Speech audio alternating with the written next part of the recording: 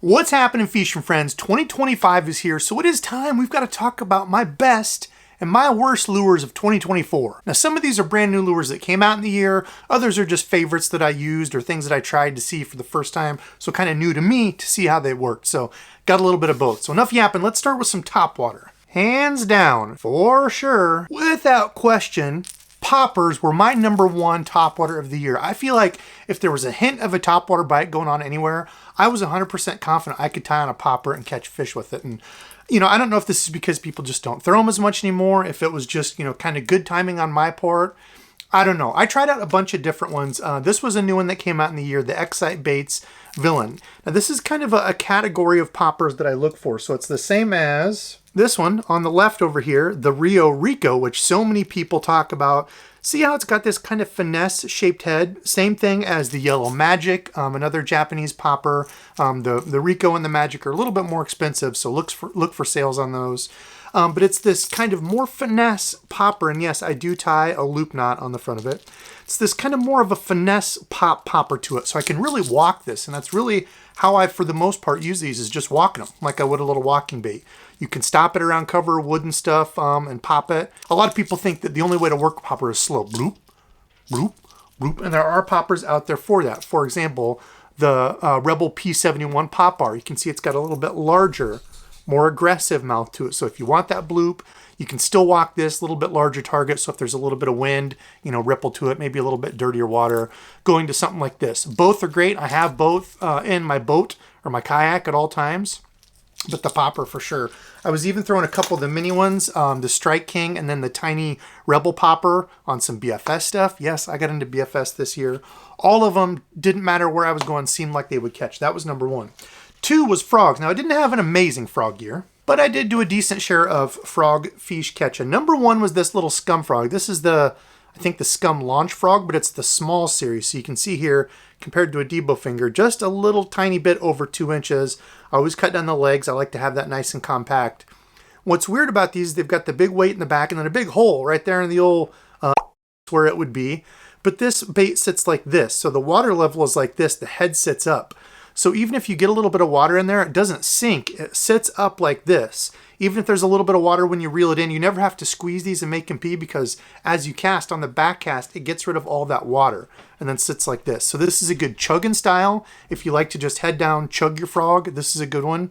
I really like to walk my frogs. I don't see enough people doing that. You know, a lot of people will just chug it and then stop it, chug it, stop it. There are days where that works and, you know, it might work better. But for me, I've really had success walking my frog. So that was the first one, that little scum launch compact. But I think probably the best frog on the market right now is the Swamp Lord. You saw Jordan Lee put a clinic on with this thing. I did a bunch of testing with it. It walks great. It's soft. Let me take one out. I know my buddy Chris Russ, y'all see me fishing with him. He's finally a kayak convert. He threw this a crap ton. He had like a little bluegill one that was almost worn all the way white because it had all the paint ripped off of it from fish. You know, 100 fish or whatever on it that he's caught. So a really cool one. Good soft plastic on it. It's got razor sharp hooks. And one thing that I always look for that I feel like people never talk about is the frog's ability to turn and get out of the way. How many times do you catch a frog fish and you bring it back and it's like this, where the frog is twisted? When that can move and get out of the way, it leaves that gap when you're fighting that fish. I think it makes a difference in landing them. Other people I've never even heard talk about it, but that's just me. It's got the shrink wrap tubing here to help keep the water in there. You do have to squeeze it every so often, but it's not horrible. It's got a good size to it, 2/3 of an ounce, 2.6 inches. It's great. There's also this one, 2.4 inches is the popping version, also 2/3 of an ounce. I go back and forth on poppers. Honestly, if I could pick one, it would just be the regular pointed nose frog. If you pop it sharp as you're walking it, you can kind of make it pop. So that's kind of what I do. But I like the all black one. This is the green pumpkin one that I think is pretty cool as well. You know, the bluegill, something like that, a white, you know, if you're trying to imitate bait fish. But I think probably my favorite frog on the market right now. Okay, next up, it's not a lure. We're going for a category. It's Rapala. I think they absolutely crushed it with some of their new stuff out here. We'll get to the Crush City stuff. #1 is the Maverick Jerkbait. I had a ton of success on this. It's a fish catcher. It's got a great action to it. Comes with the razor sharp VMC redline hooks, which are amazing. I really liked it. It's kind of a shallower diver, so they say 5 to 6 feet In my experience, it went a little bit shallower than that. Maybe I needed to go to a lighter line, but either way, I was still able to keep it above those fishes' heads and catch a bunch of fish on this. Had a day fishing this, like 40-some, fish.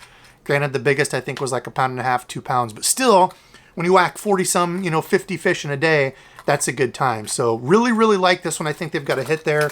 I did get some of the deeper diving ones as well to try. Now, the Crush City Plastics, the Ned BLT. This is like an Elastec version of their little tiny Finesse Ned rig.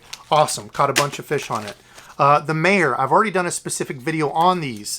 They've got the larger ones. The smaller ones is what I use more. Do we have some? Yeah, so these little guys right here, the 3-inch, they've also got the 4-inch. I think they're coming out with like a 2.5-inch too, but these little things, they've got the flat side. They have a really awesome looking wobble to them. They look just like the bait fish around here. I think they killed it with this swim bait. The Cleanup Craw, one that I had zero expectations about. I saw when it was released and I was like, wow, another craw-bait. That's only the 10,782nd type of craw-bait I've seen, but great action to it, and it's compact. That's what I like. It's kind of this slender, compact profile. In fact, I have one rigged up here on another favorite. I'm going to already spill the beans on this. The jig, the War Eagle heavy finesse jig. Had some good days on that this year, especially this fall. Awesome little jig, round headed ball jig, but that's what it looks like on the back of there. So it leaves a really good finesse, kind of tight, compact profile with a good kick to it. So I think they did a good job on those. Now, the ones I didn't really care about, this was the Bronco Bug. This is supposedly a copy from some other plastic brand. I don't know. I threw it a couple times. I was like, didn't love it. Probably need to put more time in with it. And I know I'm probably going to take some heat on this one. One that I didn't really care for, this one, the Freeloader, the one that everybody was raving about for the whole forward-facing minnow thing. Now, I got it to try it as a trailer, but as you can see, it's pretty stiff. I like something a little bit more finessey back there, something, that's got some action, I guess, not necessarily finessey, more lifelike, action back there instead of it being this stiff. Now, some people might like that. I'm going to talk about that for something that was one of my worst lures, and it wasn't necessarily worst. We'll get into it more. But anyway, didn't really care for that. I tried it weightless, like a jerkbait, like a fluke. Didn't like it. Just wasn't a huge fan of it. I probably need to try it more. I'm not into the whole minnow shaking thing. I'm going to try that more next year, but yeah, just wasn't wild about it. You could throw something like this on the back of it, a spunk shad. Look at the action that has. You could throw a fluke on the back of it, a number of other different things. I don't know. I just didn't love it, so I'm kind of already spilling the beans on that. That was one of my not favorites. Now, I haven't used the little mooch minnow yet. Y'all saw I unboxed some of those, so I don't know. But for the most part, I think Rapala absolutely crushed it with those. I know when they were releasing, saying they were doing their own plastics, people were like, why is Rapala doing plastic? That's dumb. Well, you see why. They did a pretty damn good job. Category number 3. I know this isn't a specific lure, but I'm going to tell you why. It was the micro, kind of the little finesse free rig. This is something for me. I didn't skunk. Anytime I threw it, I caught fish on it. Multiple days throwing this, the new Missile Baits little micro D-bomb. This thing is awesome. Works great as a finesse jig trailer. You could do like a little finesse Texas rig if you're into BFS or your ultralight spinning type stuff. Works great for that. It's got good action to it. It's just kind of a cool little morsel for them to slurp up. And then also the Stealth Creature and the Stealth Craw. The Craw is just like a little craw looking deal. This is the Stealth Creature, basically a little micro type of like brush hog type deal that X-Zone came out with, their new Stealth series. They've got others in it. The Craws and these were the two that I used on the little finesse free rig. Again, you could use these as, little finesse jig trailers, number of different things, but for me it was specifically that finesse free rig, which is essentially just kind of a mix between like a drop shot / Texas rig. It uses like the drop shot weight with the round deal, so it slides. I've talked about it this year, but anyway, yeah, the little finesse free rig, if you've not tried it, it was a great fish catcher for me. I had some really good days on that. Okay, then I've got a couple of the staples that I've thrown for years. The top spin, since it came out, has been a favorite of mine. Essentially a reverse underspinner, like a really small finesse Texas rig, what? Finesse spinnerbait is what you would categorize this as. Worked great for me. It's great fishing from the bank because if you're coming over weeds and stuff, you don't get the blade all gunked up and tangled all the time. Great little rig, has done really, really well for me. Also, the Berkley Fritz side, the little Fritz side has been a great producer for me the last few years. Probably my favorite flat side out there. It's kind of got that balsa action, but it's got weight to it. It's a little easier to cast, and it's a plastic bait, so you're not crushing it up as easy as some of those balsas. An EWG Ned head. Throw whatever you want on this. I threw those BLTs. I threw some of the larger X-Zone, Nico Ned Zone thing. I threw this little Scound Bug. Whatever you're throwing on it, these EWG ones for me keep me out of snags way more. Are they 100% snag proof? No, you can still hang them up, but try to go as light as you can get away with. Keep bottom contact. Comes through wood and stuff a lot better than an open hook. And finally, the Zoom Fluke, probably my favorite color of all time right there. Tennessee Shad has worked amazing in these waters, basically like a shiner color. Also that kind of glittery bluegill look, or the sungill, all great. You could also go just white. All the Rivers guys, you know, go with a white pearl color. But also the Dime, Berkeley Dime crankbait was really good. Had a couple good days on that. Alex Rudd shared a picture where he caught like 100 and some fish on one. Absolutely crazy. And then last up is the little Boyo Spook. For the number of years that I've been throwing this, it's been a great little fish catcher, little downsized version of the Super Spook Junior. So a little bite-sized morsel there. You can see about 3 inches long is all. Pretty cool little bait. Now we're moving on to the things that I didn't have as much luck with. Now I want to preface this with, I don't necessarily think these are bad lures. If I think it is, I'll tell you, but a lot of these just didn't work for me. It could have been the day I fished it, where I fished it, how I'm fishing it. It could totally be a me problem, but I just wanted to share my experiences and why, kind of my thought process behind my picks that weren't the best. Number one is the Hoovy Craw. I know, it's called the Juvie Craw, but the thing looks awesome. This is the motor oil color. Pictures all around posted of people saying they're just slaying with this. Most of those pictures are smallmouth though, so maybe that's the thing. Maybe smallies absolutely crushed this thing. The problem that I had is it's an open hook. Okay, so I got snagged up a bunch. The small profile of it you would think would just get absolutely eaten because it does. It looks like just a little tiny baby crawfish. I didn't have any luck. I didn't catch a single fish anytime I threw this.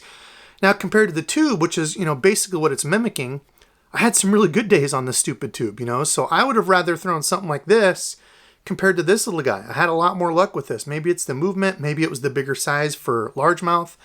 I don't know. That's just my experience with it. I'm not saying this bait's bad. It looked great in the water. It looked just like a little crawfish scurrying through the rocks, but got snagged for me more than I would like, and I just never ever landed a fish on it. So for me, it was kind of a... Number two, now this one comes with an asterisk. So they had the larger Hellraiser before from Z-Man. This is the smaller one that came out, and I did testing with it last year. So first time using it.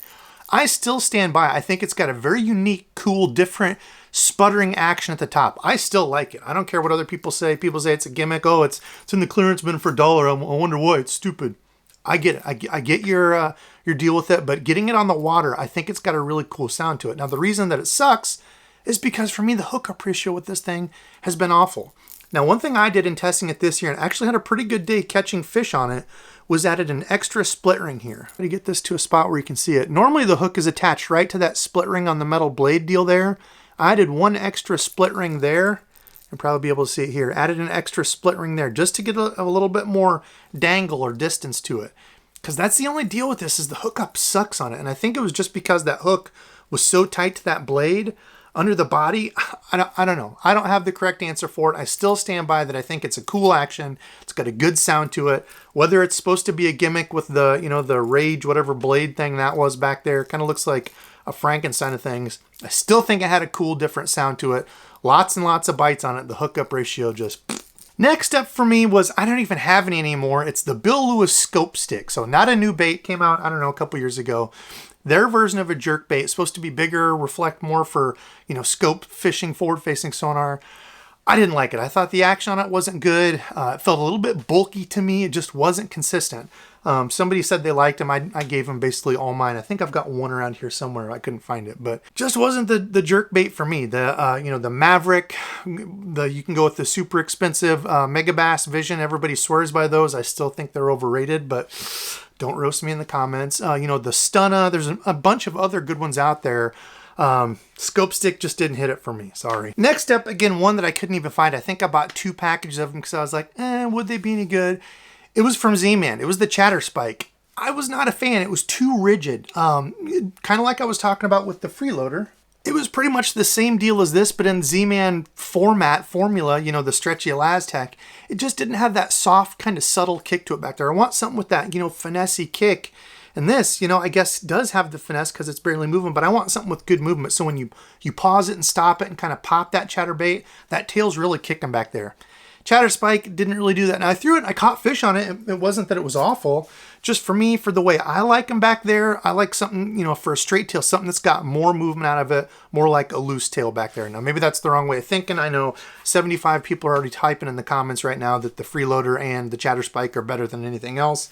I get it, might have worked for you, but just from my experience, yeah, I didn't love it. All right, fishing friends, that's how we're kicking off the new year. The best and worst lures that I use. But do me a favor, comment below and let me know what was your favorite lure, or what was a lure that just kind of fell short of the mark for you. Doesn't mean it was necessarily horrible, but maybe you feel it was overhyped or a little over dramatized. Is that even a word? Whatever, you just didn't love it. And again, I want to say I'm not hating on any of these companies. Companies put a lot of hard work into this stuff, you know, thinking of lures, letting stuff out. You know, somebody was sitting drawing this up and come up with the idea. I was like, yeah, it's great, right? So I'm not trying to crap on them.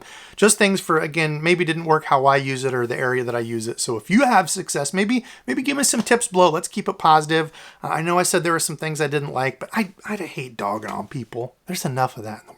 And on YouTube. So anyway, more videos coming. I've got a best and worst gear, so rods and reels coming out in the next couple days here. Got some other reviews and things planned. Saturday Night Live got a special guest on who hasn't been on for quite a long time, so we're keeping the fun going here. So that's enough for me. Love you all. You all are the fishing friends who supported me through 2024. Appreciate you, and until next time.